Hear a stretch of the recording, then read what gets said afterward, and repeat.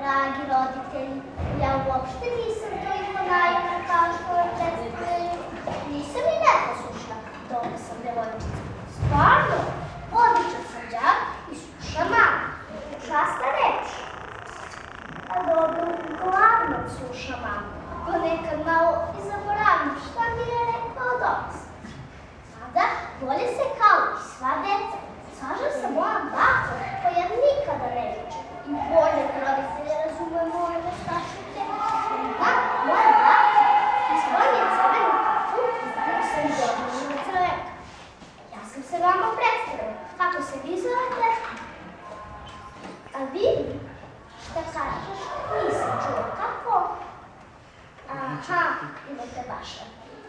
E pa, sada kada smo se upoznali i postali drugari, vidjet ćete šta mi se desilo i kako se to zapravo bilo.